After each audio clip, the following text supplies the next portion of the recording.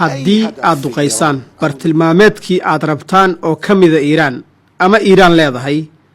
annaguna haddaba annaga waxa aan duqayn doonnaa bartilmaameedyo ama dana maraykanku leeyahay war aan laga dhihin iiraan ayaa laga dhahayaa dhinaca koofureed ee beyruud xogayaha guud ee ururka xisbullah xasan nasrallah ayay iiraan marsiinaysaa farriimaheeda xitaa hanjabaadaheeda ku wajahan cadowga iyo saaxiibka si siman qofna kama qarsoona in xasan nasrallah yahay saaxiibka dhabta ah ee iiraan xogayaha guud ee xisbullah xasan nasrallah waaba ku faanaa tilmaantiisa ah inuu yahay saaxiibka dhabta ah ee iiraan balse xisbullah waxaa lagu tilmaamaa inuu yahay cududda iiraan ee ku dherarsan gobolka waxaaba la sheegaa in haddii aanay jiri lahayn tubada oksijiinka ah ee iiraan siiso xisbullah inuusanba jiri lahayn ururka xisbullah xasan nasrallah oo hadda madaxa la sii gelaya da'aadda 60ku waxa uu hayaa xilka xogayaha guud ee ururka xisbullah muddo 27 sano ah muddadaas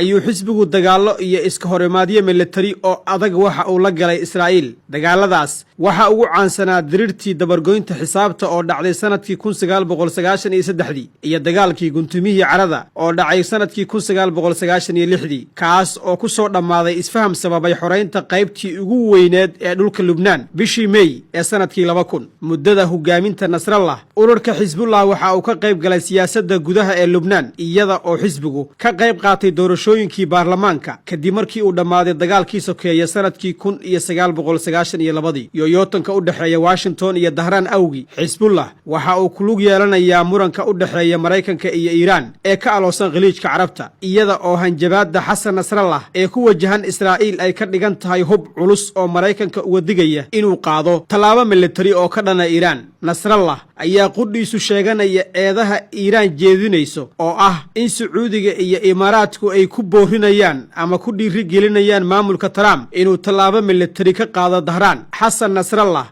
ayaa ku hanjabaya in gobolku guban doono isaga oo leh dhammaan iyada oo aan la kala reebin waxa ay bixin doonaan qiimaha rasaasta dagaalku cidna kama tegi doonto Imaaraadka dani ma ugu jirtaa in gobolka khaliijka dagaal ka dhaco هل مصلحة الإمارات أن تحصل حرب في منطقة الخليج حرب مدمرة؟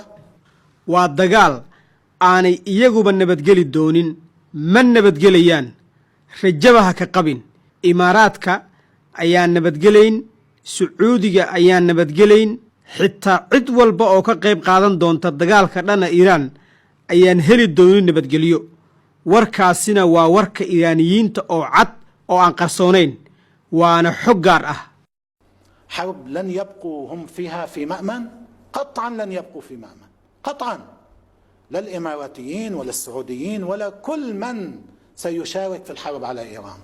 وهذا كلام الإيرانيين واضح وعلني أنا ما عم بنقول معلومات خاصة